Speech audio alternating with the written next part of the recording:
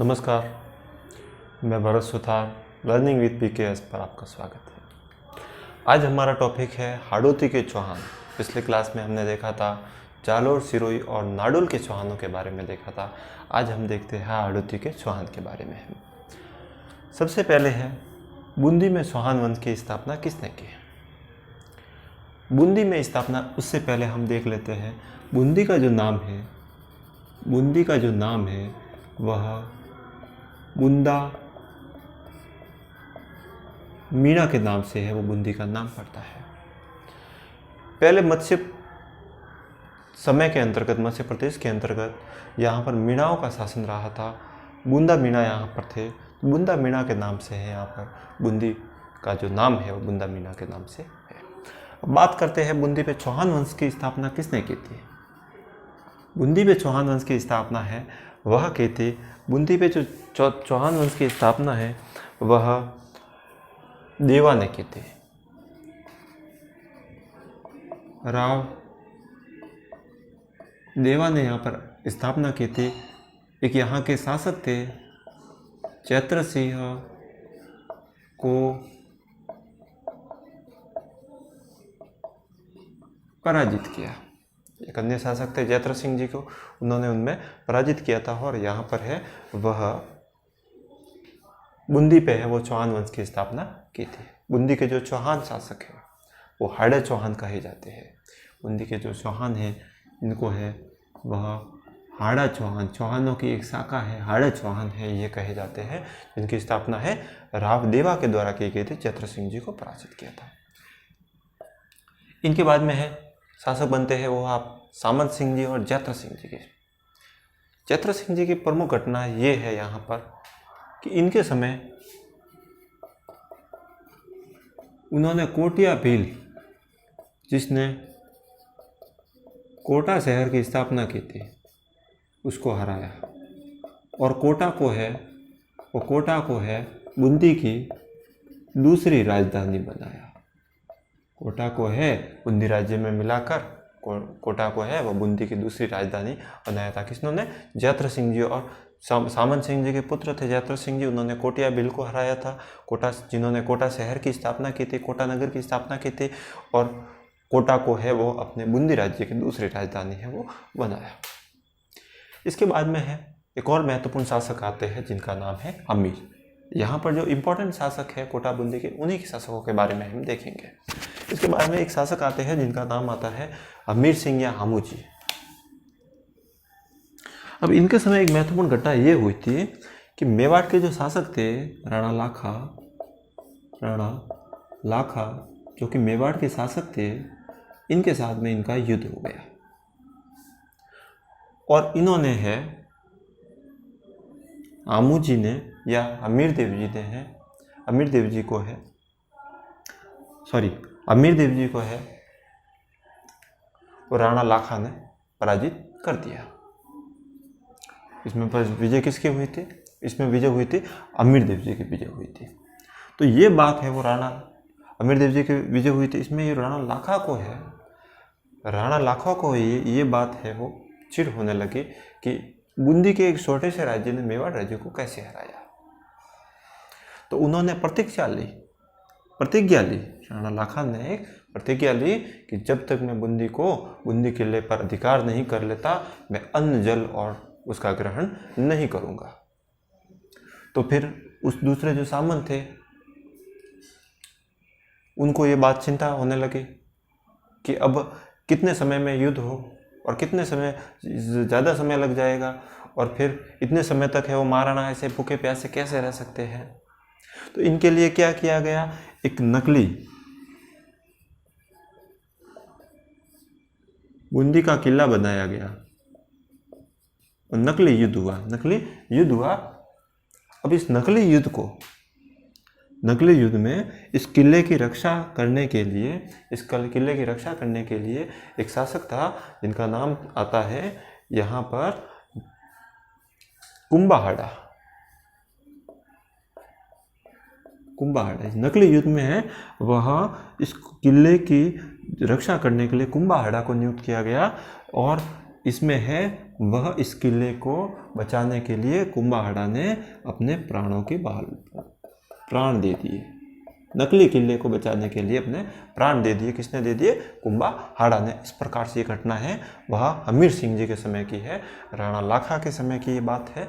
इस बात का आपको ध्यान रखना है।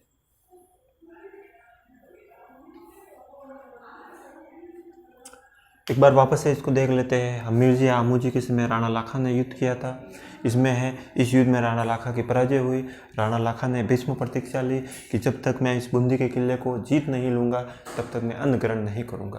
तो इन्होंने यहाँ के जो मेवाड़ के सामंतों ने इसके लिए एक नकली बूंदी का किला बनाया, नकली शासक वगैरह बनाया और इसमें है इसकी रक्षा का भार है वो कुंभाहड़ा को दे दिया गया। कुंभाहड़ा इस नकली किले की रक्षा करने के लिए अपने प्राणों को दे दिया और इसके बाद में है और राणा लाखा ने है अन्न ग्रहण है वो ग्रहण किया। इस प्रकार से घटना इंपॉर्टेंट घटना आती है, इस बात का आपको ध्यान रखना है। इनके समय की महत्वपूर्ण घटना है। कृत्रिम बूंदी दुर्ग की रक्षा के लिए है वो प्राणों की बलि लगा दी। अब आता है राम नारायण दास। राम नारायण दास ऐसे शासक थे जिन्होंने खानवा के युद्ध में राणा सांगा का साथ दिया। राणा सांगा का साथ दिया, इस बात का आपको ध्यान रखना है। किसने साथ दिया था? राव नारायण दास ने खानवा के युद्ध में है राणा सांगा का साथ दिया था। इनकी तरफ से है राणा सांगा की तरफ से युद्ध लड़े थे। अब आते हैं सुरजन सिंह के समय। सुरजन सिंह के समय 1569 ईस्वी में सुरजन सिंह का रणथंभौर दुर्ग पर है वो अधिकार था। तो अकबर ने आक्रमण कर दिया। अकबर ने भगवंत सिंह जी के सहयोग से इस पर आक्रमण कर दिया और सुरजन सिंह की अधीनता है वह स्वीकार करवाई। किनके समय है? सुरजन सिंह जी के समय। इस बात का आपको ध्यान रखना। 1969 में रणथंभौर दुर्ग पर है वो सुरजन सिंह का अधिकार था। तो उसके समय अकबर ने है भगवंत दास जी के सहयोग से इनकी अधीनता स्वीकार करवाई। इसी प्रकार से बुद्ध सिंह के समय की महत्वपूर्ण घटना कौन कौन सी होती है इसके बारे में भी हम देख लेते हैं। बुद्ध सिंह के समय एक महत्वपूर्ण घटना ये थी कि इनके समय जो मुगल सम्राट थे जिनका नाम था फखरुशियर, मुगल सम्राट, इन्होंने है जयपुर के शासक जय सिंह जी पर चढ़ाई करने का आदेश दिया कि भाई आप जय सिंह जी पर चढ़ाई करो। तो इन्होंने कर दिया मना कि मैं जय सिंह जी पर चढ़ाई नहीं करूँगा। तो फखरुशीर ने है वो बूंदी जीत कर इसका नाम है वह फखरुराबाद रख दिया। बूंदी का नाम है वह क्या रख दिया? फखरुराबाद। क्यों रखा? क्योंकि इन्होंने जयपुर के शासक सवाई जय सिंह जी पर है वो चढ़ाई नहीं की थी, जिसके कारण इसका नाम है वो जीतकर फखरुराबाद रख दिया। इस बात का आपको याद रखना है। बुद्ध सिंह के समय की एक और महत्वपूर्ण घटना आती है। बुद्ध सिंह के समय की एक और महत्वपूर्ण घटना ये आती है कि एक इनका पुत्र था उमेद सिंह। जय सिंह जी ने है उमेद सिंह जी की हत्या कर दी और बुद्ध सिंह जी है वो अपनी जान बचाकर वहां से भाग गए। और जय सिंह जी ने है एक और दूसरे शासक थे जिनका नाम था दलेल सिंह को बूंदी का शासक बना दिया। बूंदी का शासक है वो बना दिया। तो एक बुद्ध सिंह की रानी थी जिनका नाम था आनंद कुंवरी है वह अपने पुत्र उमेद सिंह जी को शासक बनाना चाहती थी, इसलिए उन्होंने है और मराठाओं से हेल्प मांगी। लगभग बात आती है ये मराठाओं से हेल्प मांगी। राणोजी व अण्णोजी एक मराठा शासक थे, उन्होंने हेल्प मांगी कि जय सिंह जी ने है वह इनको है वो राज्य से बेदखल कर दिया है, तो आप हमारी सहायता कीजिए और मेरे पुत्र उमेश सिंह जी को है वो बूंदी का शासन बनाने में मदद कीजिए। तो इन्होंने मदद की। तो इस पे प्रश्न ये बनता है कि बूंदी का राजस्थान में सबसे पहले जो हस्तक्षेप है वह हुआ था बूंदी से। मराठाओं का सबसे पहले हस्तक्षेप मराठा जो शासक थे वो राजस्थान में सबसे पहले हस्तक्षेप है अब बूंदी से हुआ था। बूंदी के उस समय की रानी आनंद कुंवरी ने अपने पुत्र उमेश सिंह जी को राजा बनाने के लिए बूंदी के शासकों से, ये मराठा शासकों से हेल्प मांगी थी। इस बात का आपको ध्यान रखना है। ये बुद्ध सिंह जी के समय की महत्वपूर्ण घटना आती है। इनके बाद में बात आती है, हम आगे और देखने का प्रयास करते हैं कि और इम्पोर्टेंट बातें हैं वह इसमें कौन कौन सी होती है। इनके समय बुद्ध सिंह जी के समय की ये दो महत्वपूर्ण घटना है जिसको आपको याद रखना है। इनके बाद में आता है कोटा को स्वतंत्र शासक बनाना। कोटा को स्वतंत्र शासक लगभग बनाया गया था 1641 ईस्वी के आसपास। 1641 ईस्वी के आसपास जब यहाँ पर शासक थे, मुगल सम्राट थे जिनका नाम था शाहजहां। शाहजहां ने यहाँ के शासक रतन सिंह के पुत्र जिनका नाम था माधो सिंह को यहाँ का शासक बना दिया गया और कोटा अलग करके वहाँ पर माधो सिंह जी को है वो वहाँ का शासक बना दिया। किसने बनाया? शाहजहां ने। तो लगभग 1641 ईस्वी के आसपास कोटा है वो बूंदी रियासत से अलग हो गई और वहाँ का शासक है माधो सिंह जी को बना दिया गया। माधो सिंह जी है वो वहाँ के पहले शासक बने थे।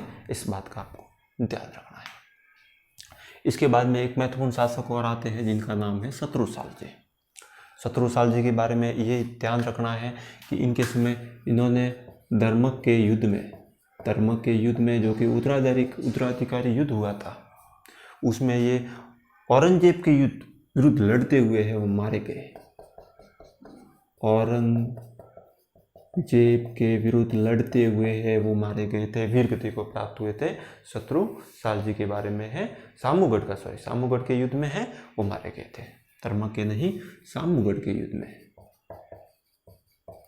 तो इस बात का आपको ध्यान रखना है। शत्रुसाल जी के समय की महत्वपूर्ण घटना आती है। इसके बाद में हम देखते हैं आगे।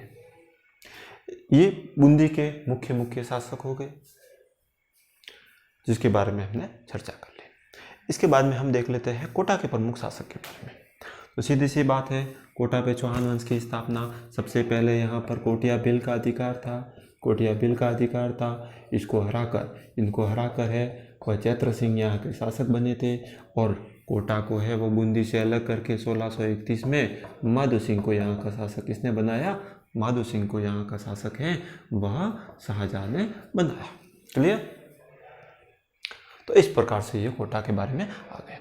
अब कोटा के एक और शासक थे, इंपॉर्टेंट शासकों के बारे में देख लेते हैं। जैसे मुकुंद सिंह जी है ये धर्मक के युद्ध में लड़ते हुए वीरगति को प्राप्त हुए। कौन? महाराव मुकुंद सिंह जी है और धर्मक के युद्ध में लड़ते हुए वीरगति को प्राप्त हुए। इनके बाद में मुख्य शासकों में आपके आते हैं भीम सिंह जी ने अपना नाम चेंज किया था। भीम सिंह जी ने अपना जो नाम है वो बदल के है वो रखा था। भीम सिंह जी ने अपना नाम है वो बदल कर कृष्णदास रखा था। इन्होंने अपना नाम है वह कृष्णदास रखा, खुद का नाम है वो तो कृष्णदास रखा और नंदगांव है वह उन्होंने कोटा का नाम साधा। कोटा का है वो कृष्ण भक्त थे इसलिए उन्होंने अपना नाम है वो कृष्णदास रखा और कोटा का नाम बदलकर उन्होंने नंदगांव कर दिया। इस बात का आपको ध्यान रखना है। इनके बाद में महत्वपूर्ण शासक मुकुंद सिंह जी के समय भी एक बात ये भी याद रखना है कि मुकुंद सिंह जी के समय उन्होंने अमली मीणा का महल बनाया था और जो कि कहाँ पर आया हुआ है? ये आपके झालावाड़ और कोटा में जो अभ्यारण्य आया हुआ है वहाँ पर ये आया हुआ अमली मीणा का महल है वह राव मुकुंद सिंह जी के द्वारा बनाया गया था। अब दुर्जन साल जी के बारे में इंपॉर्टेंट बातें क्या आती है इसके बारे में हम देखने का प्रयास करते हैं। तो दुर्जन साल जी के बारे में इंपॉर्टेंट बात यही आती है कि 1747 ईस्वी में जो युद्ध हुआ था इसका नाम आता है ये राजमहल या टॉम का युद्ध। राजमहल या टोंक का युद्ध, इसमें इन्होंने है वो माधो सिंह जी का साथ दिया। माधो सिंह का साथ दिया, मराठाओं के साथ में है वो, इसमें है वो माधो सिंह जी का उन्होंने साथ दिया था। लेकिन इसमें है वो विजय किसकी हुई थी? इसमें विजय हुई थी ईश्वर सिंह जी की विजय हुई थी। इसमें विजय है वो तो ईश्वर सिंह जी की हुई थी, ईश्वर सिंह जी की हुई थी। लेकिन इन्होंने है माधो सिंह जी का साथ दिया था राजमहल या टोंक के युद्ध, जो कि 1747 ईस्वी के आसपास हुआ। इसके बाद में और महत्वपूर्ण शासक आते हैं शत्रुसाल जी। शत्रुसाल जी के बारे में ये इम्पोर्टेंट बात याद रखना है कि इनके समय है वह इन्होंने जयपुर के शासक माधो सिंह को हराया था, माधो सिंह को हराया और ये युद्ध था बटवाड़ा का युद्ध। बटवाड़ा के युद्ध में है वो उन्होंने माधो सिंह जी को पराजित किया था और ये लगभग युद्ध हुआ था 1760 ईस्वी के आसपास। इसी प्रकार से एक और महाराज आते हैं जिसका नाम है उमेद सिंह जी। उमेद सिंह जी के समय ये बात ध्यान रखनी है कि इसमें जालाओं का हस्तक्षेप अधिक हुआ। जो जाला चालन सिंह जी वगैरह है, इनका है वो राज्य की अंदरूनी मामलों में जो इनका हस्तक्षेप है वो सर्वाधिक हुआ। इनके जो फौजदार थे जिनका नाम था जाला चालन सिंह जी थे, इनका ज़्यादा ही इंटरफेयर हो गया था अंग्रेजों के साथ में। 1817 ईस्वी में है वो संधि भी जाला चालन सिंह जी ने करवाई थी और इसमें ये निश्चित किया गया था कि कोटा के शहर के शासक तो है वो उमेद सिंह जी रहेंगे, लेकिन बाकी जो कार्य है वह फौजदार संभालेंगे। फौजदार उस समय है वो जाला चालन सिंह जी थे। इस बात का आपको ध्यान रखना है। उमेद सिंह जी, किशोर सिंह जी के समय एक महत्वपूर्ण घटना 1821 ईस्वी में है मांगरोल का युद्ध हुआ। मांगरोल का युद्ध हुआ था और ये आपके बूंदी के शासक और जाला चालन सिंह जी के मध्य युद्ध हुआ था। बूंदी के शासक और जालाओं के मध्य युद्ध हुआ था, अपने अधिकारों को लेकर ये युद्ध हुआ था। किशोर सिंह जी के समय मांगरोल का युद्ध 1821 या 1823 के आसपास लगभग ये युद्ध हुआ था। इनके बाद में है एक और महत्वपूर्ण शासक आते हैं जिनका नाम है राम सिंह जी। इनके समय 1857 की क्रांति हुई थी और इनको है वह क्रांतिकारियों ने नज़रबंद कर दिया था। इनको इनके मामले में वह संदिग्धता पाई गई थी कि ये क्रांतिकारियों के साथ है और इन्होंने 1857 ईस्वी में अंग्रेजों का तन मन और धन से साथ दिया था। इस बात का आपको ध्यान रखना है। एक महत्वपूर्ण बात और आती है जिसको भी आपको याद रखना है और वो है झालावाड़ के चौहानों के बारे में आपको ये ध्यान रखना है। 1838 ईस्वी में अंग्रेजों द्वारा बनाई गई अंतिम रियासत जो कि अंग्रेजों के द्वारा बनाई गई थी और इसका शासक है वह मदन सिंह जी को दिया गया था। इनका शासक है वो मदन सिंह जी को बनाया गया था, जो कि माधो सिंह जी के पुत्र और जाला चालन सिंह जी के पुत्र थे। इनको उन्होंने शासक बनाया था और यहाँ की जो राजधानी है वह बनाई थी जालरा पाटन को यहाँ की राजधानी बनाया था। इस प्रकार से ये झालावाड़ का इतिहास है वो कंप्लीट हो गया है। अंग्रेजों द्वारा बनाई गई अंतिम रियासत है वो झालावाड़ थी। इससे पहले 1817 ईस्वी में टोंक रियासत है जो कि मुसलमान रियासत है, ये भी अंग्रेजों के द्वारा बनाई गई थी और ये अंतिम रियासत है झालावाड़ के चौहान। तो इस प्रकार से यहाँ पर हाड़ा चौहानों का शासन था और इनका लगभग क्षेत्र है वर्तमान परिदृश्य में देखा जाए तो कोटा बूंदी बारा झालावाड़ के क्षेत्र में इनका शासक रहा था। इस बात का आपको ध्यान रखना है। मुख्य बातें हैं वो एक बार तो क्लियर हो गई है। तो इस प्रकार से ये चौहान वंश के बारे में है लगभग कंप्लीट हो गया है। आगे आने वाले वीडियो में दूसरे किसी और शासक के बारे में देखेंगे। धन्यवाद।